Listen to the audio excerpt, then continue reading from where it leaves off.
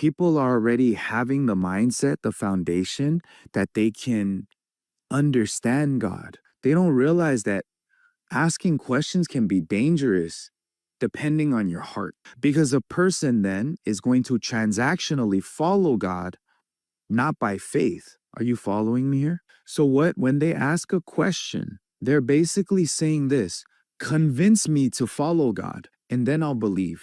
They're pulling up a checkbox, and if you check off their boxes, then they will follow God, right? Do you think that this is faith, or do you think it's confirmation? Does God have to show us a sign and convince us? Or do you think he just wants us to believe him? Of course he wants us to believe him, right? But what we're doing is, okay, I'm going to listen to you, Mr. Christian apologetic, but only if you make it make sense to me.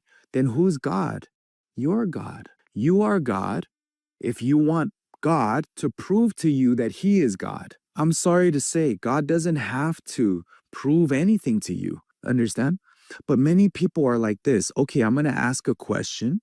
We're going to have dialogue. And if you convince me, then I'll believe. That is not faith. That is confirmation. If God can convince everybody, who wouldn't believe in God? But God says without faith, it is impossible to please God. We don't walk by sight, we walk by faith. But they're saying, no, no, no, no. Show me, prove to me, and then I'll believe. You don't think that's evil? That's very evil at its core.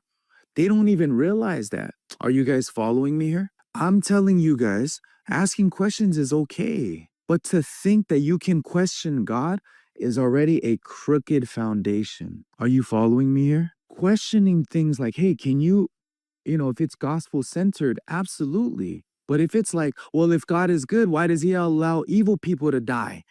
That question in itself is already a judgment. It's not even a question.